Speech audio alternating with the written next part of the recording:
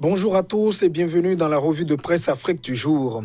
L'affaire fait grand bruit au Cameroun. Après la reconnaissance par l'armée de sa responsabilité dans le massacre de Ngarbou, village situé dans la région du nord-ouest anglophone, des voix s'élèvent et appellent le président Paul Biya à sévir. Le quotidien Le Messager appelle clairement à la démission de 3 ministres. Il s'agit du ministre de la Défense Joseph Betty Assomo, du ministre de l'administration territoriale Paul Atanganji et celui de la communication René Emmanuel Sadi.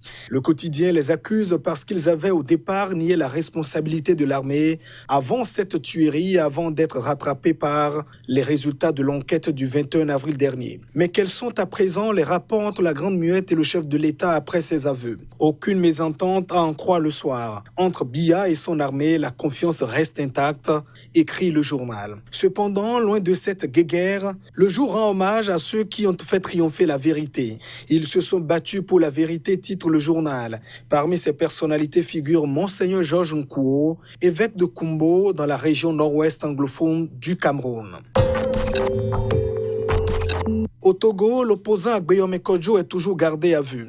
Celui qui s'était autoproclamé président de la République après le second tour de la présidentielle est interrogé pour atteinte à la sûreté de l'État.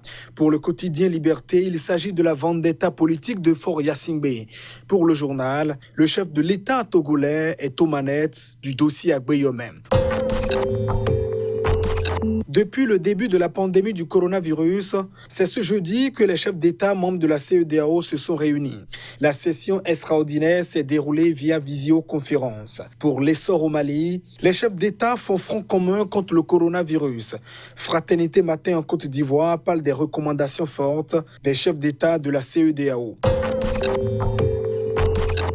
Et ce vendredi, c'est le début du jeûne musulman. Le patriote propose les conseils d'un imam pour mieux passer ce temps de prière, d'aumône et de pénitence.